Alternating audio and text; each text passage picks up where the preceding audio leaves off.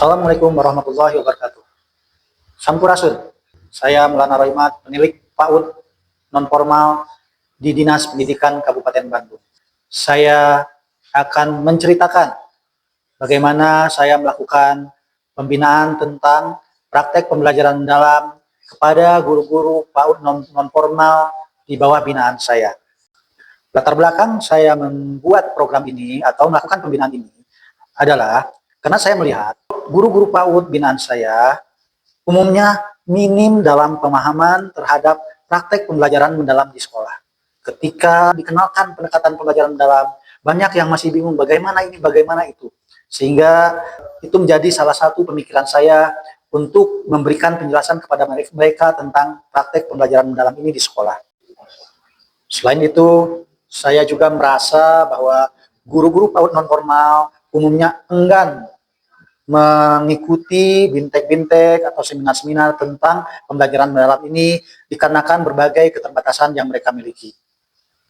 Berdasarkan latar belakang itu, saya melakukan inisiatif. Pertama, saya menyiapkan PowerPoint sederhana untuk saya presentasikan kepada guru-guru PAUD non-formal binaan saya tentang praktek pembelajaran mendalam dan berikut ciri-ciri prakteknya ketika mengajar. Kemudian saya menyusun jadwal untuk kunjungan ke setiap lembaga yang saya canangkan berlangsung selama tahun ajaran 2025-2026. Dalam pelaksanaannya, saya menjelaskan bagaimana pembelajaran mendalam ini kita pahami secara sederhana dan lalu dipraktekkan dalam kegiatan mengajar sehari-hari. Kemudian, saya pun khusus memberikan binaan kepada guru-guru di setiap lembaga. Satu lembaga dalam satu pertemuan. Hanya untuk guru-gurunya saja. Itulah yang saya lakukan sebagai penilik PAUD non-formal di Kabupaten Bandung. Marilah kita saksikan tayangan praktik baik yang saya lakukan bersama binaan saya di Kecamatan Ciparai, Kabupaten Bandung. Selamat menyaksikan. Kecamatan Ciparai merupakan wilayah di Kabupaten Bandung dengan luas 46 km persegi. Dengan jumlah 14 desa, Kecamatan Ciparai merupakan kecamatan yang cukup luas. Terdapat sebanyak 41 PAUD non-formal yang menjadi tanggung jawab saya sebagai pembina atau penilik. Sebagai penilik, saya baru ditugaskan membina wilayah Kecamatan Ciparai.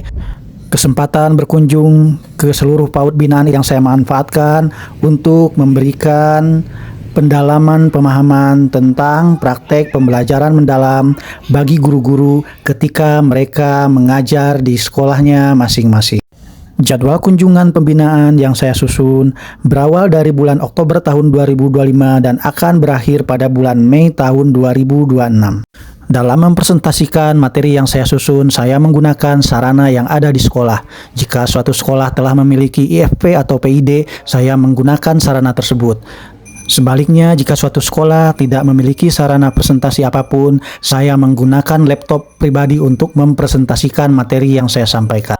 Di awal pertemuan, saya menjelaskan tentang kegiatan yang akan dilakukan pada pertemuan tersebut. Sebelumnya kita sudah belajar menyusun rencana pembelajaran. Nah sekarang mah insya Allah saya lebih ke prakteknya di lapangan gimana pembelajaran mendalam gitu. Di awal presentasi saya menguatkan mereka tentang konsep dasar pendekatan pembelajaran mendalam. Kadang Bu kalau bicara pembelajaran mendalam kan supaya pertanyaan hari pembelajaran mendalam teh deep learning sanes. Hari deep learning teh pembelajaran mendalam sanes gitu ya. Pertanyaan teh di masyarakat awam mah kita yang di pendidikan setidaknya ya kita punya gambaran untuk menjelaskan ini. Pembelajaran mendalam sekarang yang kita gunakan, kita terapkan bukan deep learning dari Eropa dipindahkan ke Indonesia, bukan. Apa tuh? Nah, pembelajaran mendalam yang digunakan di kita sudah disesuaikan dengan kebutuhan pendidikan di Indonesia saat ini. Yang begini definisi pembelajaran mendalam yang kita pakai. Ini definisinya. Pembelajaran mendalam merupakan pendekatan yang memuliakan dengan menekankan pada proses penciptaan suasana belajar dan proses pembelajaran yang bersadaran, bermakna dan menggembirakan melalui olah pikir, olah hati, olah rasa dan olahraga secara holistik dan terpadu. Memuliakan teh kumaha Bu? Kalau ini mah adabnya Bunya. Ya kan memuliakan teh sopan santun, tata krama. Kira-kira siapa yang dimuliakan Bu? Anak. Apakah anak saja? Enggak. Anak dengan anak kepada orang tua kepada anak. orang tua kepada guru, guru ke orang tua, dan semua stakeholder yang terlibat dalam pendidikan harus saling memuliakan. Holistik dan terpadu. Holistik itu maksudnya menyeluruh. Tidak hanya guru-guru di sekolah, ada orang tua di rumah, ada masyarakat di lingkungan kehidupan bermasyarakat. Itu bertanggung jawab untuk saling memuliakan tadi. Kebayang ya, kalau saling memuliakan, adabnya terbentuk. Ini saya katakan yang paling luar, yang warna biru ini kulitnya, Bu. Praktek pedagogis, lingkungan pembelajaran, pemanfaatan digital, dan kemitraan pembelajaran, itu yang terlihat oleh orang tua ketika kita melayani anak, kita melakukan pendidikan terhadap anak. Setelah memberikan penguatan terhadap konsep pembelajaran mendalam, selanjutnya saya membahas satu persatu prinsip pembelajaran mendalam. Setiap selesai satu submateri pembahasan, saya selalu memberikan kesempatan kepada guru untuk menceritakan pengalamannya atau menceritakan pemahamannya ataupun bertanya terhadap apa yang belum dia mengerti. Hal ini saya lakukan untuk memastikan bahwa guru-guru betul-betul mendapatkan informasi yang saya sampaikan serta tujuan dari pertemuan saya dapat tercapai sesuai harapan.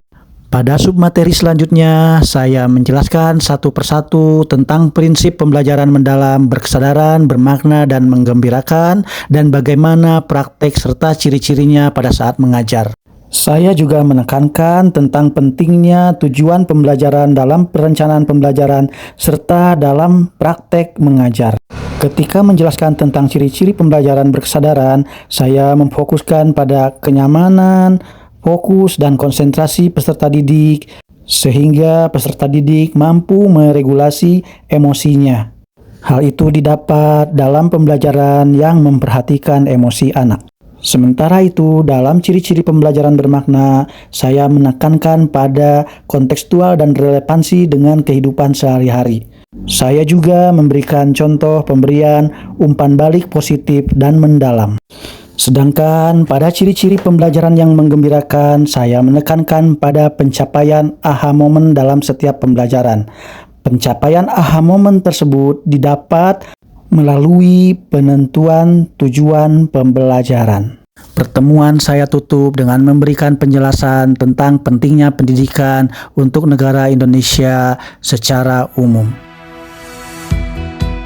Demikianlah praktik baik yang saya lakukan. Semoga apa yang saya lakukan dapat mempertajam pemahaman guru-guru di wilayah binaan saya tentang praktek pembelajaran mendalam ini ketika mengajar. Selain itu, semoga apa yang saya lakukan juga menjadi inspirasi bagi rekan-rekan penilik PAUD non-formal di Kabupaten Bandung pada khususnya dan juga di Indonesia pada umumnya. Terima kasih. Wassalamualaikum warahmatullahi wabarakatuh.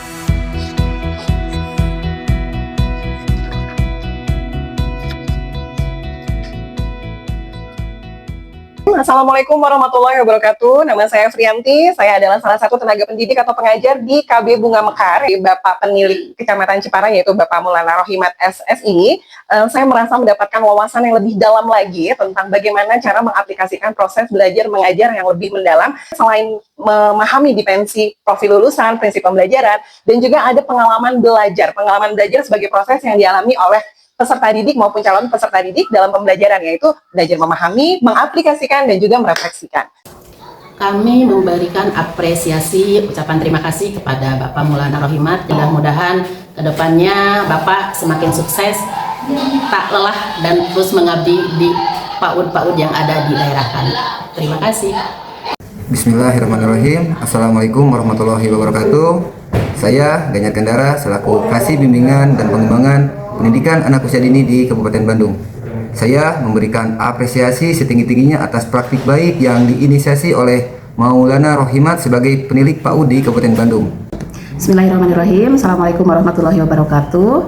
Saya Iis Suryatini, Kepala Bidang PAUD dan Pengendalian Perizinan Pendidikan Kabupaten Bandung, sangat mengapresiasi inovasi yang sudah dilakukan salah seorang penilik kami, Pak Maulana Rohimat, di mana beliau selalu berinovasi bagaimana pendidikan di PAUD ini bukan hanya menyenangkan tetapi juga bermakna dan juga berkesadaran. Ini sangat luar biasa, jadi bukan hanya inovasi memberikan warna dalam menjalankan tugas, melainkan juga merupakan kesungguhan dalam memberikan layanan pendidikan di Kabupaten Bandung. Semoga inspirasi yang diberikan oleh Pak Maulana Rohimat ini menjadi inspirasi yang luar biasa bagi pendidikan anak usia dini, khususnya di Kabupaten Bandung dan umumnya di seluruh Indonesia.